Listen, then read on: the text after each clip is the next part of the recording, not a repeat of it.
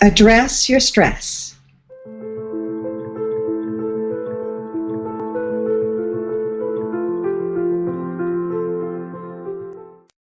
Welcome back to 6 Weeks to Wellness from inVibeHealth.com with your host Jan Fitzpatrick. Jan, we're in the midst of our 4-part series about keeping calm during these taxing times. So today we're going to address the stress. Tell me about what we're going to cover in today's episode.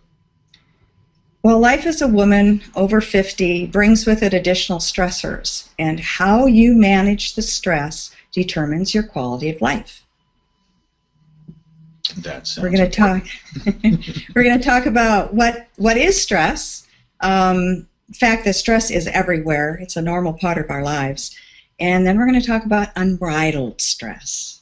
All right. Well, we love to take things in threes, so those are our 3 for today.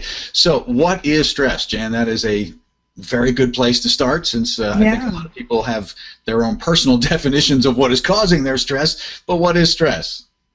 Well, when I looked it up, it's everywhere. It is in the definitions for architecture and mathematics and physics, and I did find a definition online for what medical stress is. So it's the result of interactions between persons and their environment that are perceived as straining or exceeding their coping strategies, resources, and threatening their well-being. And I think the most important word there is perceived. Mm-hmm. And even though you talk to yourself and say things are not as bad, it's all going to work out, your body doesn't always agree. Mm-hmm. That's a very good point.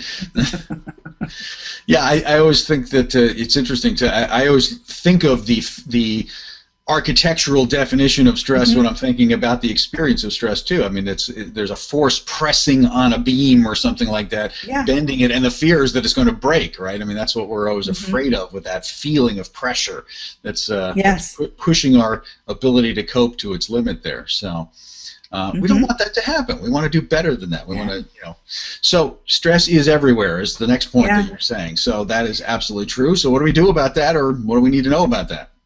Well, stress requires a response. If you have a deadline, you need to plan to get it done. If you're thirsty, you take a drink.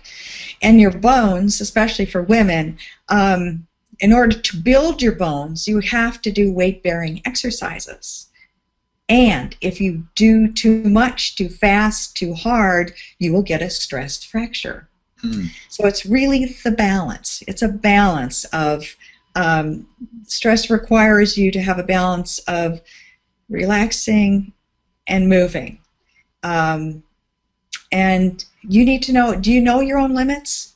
The limits that when you figure out that you're going over your limits, you'll probably start having, because there are positive and negative stresses, happy things, sad things. So you'll notice when you're kind of over your limit, you're kind of doing negative responses instead of positive responses. Being overcommitted is another way to go over your limits. And I use the word underfund. In other words, you're not having any fun. You're not planning fun. And there's the balance and work. The balance is just off. I love that. Underfunded with the emphasis on the fun part. Yeah, I like that. That's excellent. Yeah, very good point. So yeah, we're not going to escape the stress, right? So you're right. We have to focus on the response side of that stress and how we're going to handle it, so that we're not just reacting to the thing that's pressing against us. Because there's always more. There's the next round of stress coming at us. Yeah. So what do you mean by unbridled stress? Well, if we allow the stress to go, well, think of a horse, right? Unbridled, choo, away they go. That's kind of what I'm talking about. You can't steer it without the bridle, right? I mean, you're kind of go where it goes. Right. And you don't want that. You don't want to go where your stress takes you. You want to have at least some way of managing it. And negative or positive stress, you might have overwhelm. It's really the perception. Do you perceive that you have no control? Do you perceive that you're not able to find the resources that you need? Or do you have the self-confidence to say, you know what? It worked out last time. It's going to work out this time. I trust in myself. And if I can't do it, I'm sure I'll find somebody who can. Where are you on that wide range? Because if you stay in a chronic state of alarm, which is another definition of stress, you will cause a cascade of physical and psychological reactions. And they include low-grade inflammation, a weakened immune system, weight gain, memory loss, anxiety, depression, heart disease, high blood pressure, cancer, asthma, allergies, colitis, migraines, peptic ulcers. All of these things have been linked to unbridled stress. Stress does kill. It sometimes takes a while, but it does.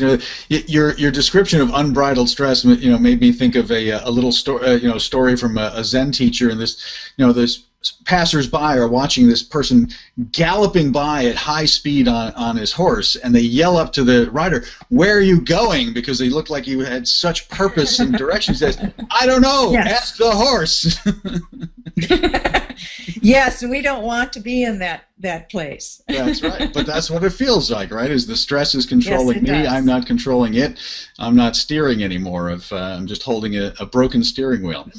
Well, that's not what we want. And this time of year, obviously, with tax time and all that kind of stuff, can be part of that taxing feeling. So all good stuff. So listen, speaking of tax time, we've been talking about this theme. It's part of the 4-part theme, keeping calm during this this taxing time. And today we're talking about actually addressing the stress. So we talked about what stress is, that it is everywhere. You're not going to actually avoid the stress. You're going to work on the response to that stress, and that you're going to be very careful not to be that rider on that horse that has no bridle and having unbridled stress. So if you're finding this helpful, and we certainly hope you are, there's more to come. This is a 4-part series all about dealing with the taxing time and not being so stressed out about it. So connect with Jan over at invibehealth.com. Make sure you're on her mailing list. You get lots of great benefits for doing that. First of all, you get her Amazon.com book absolutely free.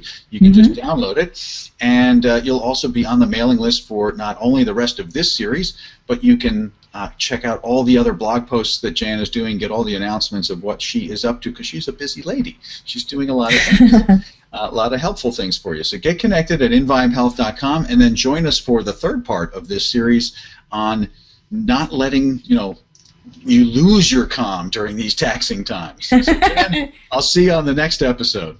Okay. See you again soon.